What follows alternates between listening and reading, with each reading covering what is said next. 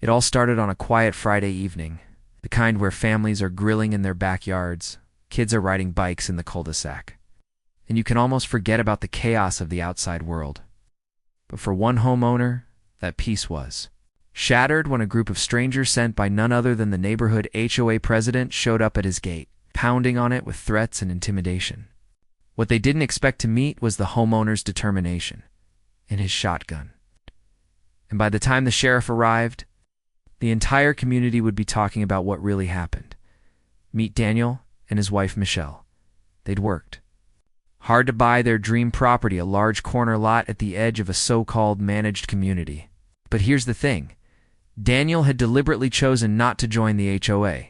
His deed didn't require it. He wasn't about to sign away his rights to plant a garden or paint his shutters the color he liked. Life was good. He restored classic cars in his garage. His wife kept a flourishing vegetable garden. And the two of them loved hosting Sunday dinners for their kids and grandkids. It was simple, peaceful, exactly what they wanted. That peace lasted until the HOA realized Daniel wasn't under their thumb. It started small, almost laughable. Notices left in his mailbox that his grass was half an inch too tall. Letters telling him he needed HOA approval for the new shed he built despite the fact that his lot wasn't governed by their bylaws. He ignored them because legally he didn't have to care. But ignoring them only seemed to make things worse. Soon, the letters turned to threats.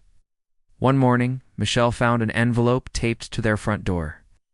Inside was a fine $500 for known compliance. But known compliance with what? Daniel crumpled it up and tossed it in the trash.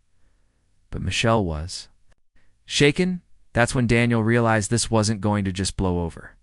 The HOA president, a woman named Karen, yes, her real name had made it her mission to force them into the association. And she wasn't above dirty tactics. First, it was harassment. Karen and her board members started showing up at community meetings, pointing fingers at Daniel and painting him as a bad neighbor. They spread rumors that his classic cars were junkers, lowering property values. Then came the petty revenge. Someone spray-painted the shed one night. Another time, Michelle woke up to find her garden beds torn up. Daniel installed cameras. But of course, the culprits always wore hoodies. Do you think the HOA went too far already, or would you have fought back by now? The breaking point came when Karen escalated things beyond nasty letters and vandalism. Late one evening, Daniel heard the unmistakable sound of men's voices outside his gate. He turned on his floodlights and saw 3 men strangers standing there. One had a clipboard, the other 2 didn't look like they were there to talk. They demanded that Daniel open the gate and accept the enforcement notice. Daniel knew exactly what this was. Karen had sent these thugs to scare him into submission. But Daniel wasn't about to be bullied. He stepped outside, shotgun in hand, at pointing it, but making sure they saw he meant business. "You're trespassing," he said calmly. "This is private property. Leave now." The men hesitated. One of them puffed up his chest and muttered something about legal authority. That's when Daniel called their bluff. He picked up his phone and dialed the sheriff right in front of them. Within minutes, the flashing lights rolled up the street. Now, here's where things took a turn Karen didn't expect. The sheriff knew Daniel, knew his property wasn't under HOA jurisdiction.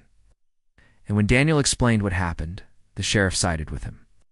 He took statements, checked IDs, and warned the men they were dangerously close to criminal trespassing. Karen herself showed up at the scene, screeching about bylaws and community standards. But the sheriff shut her down cold.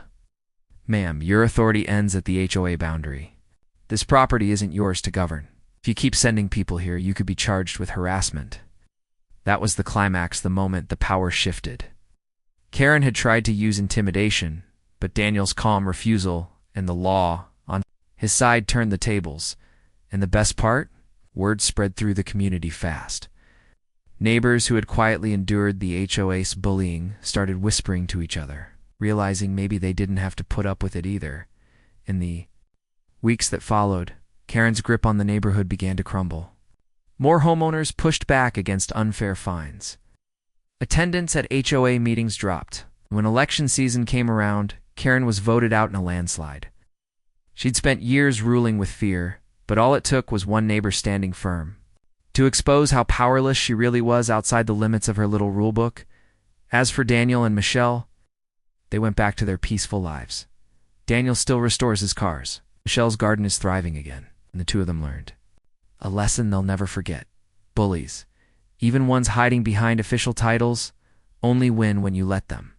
Sometimes all it takes is one person saying no to remind everyone else they can. So, let me ask you, what would you have done in Daniel's shoes? Would you have stood your ground? Or tried to keep the peace by giving in? Because when it comes to HOA battles, the line between neighborhood standards and outright harassment can get very blurry.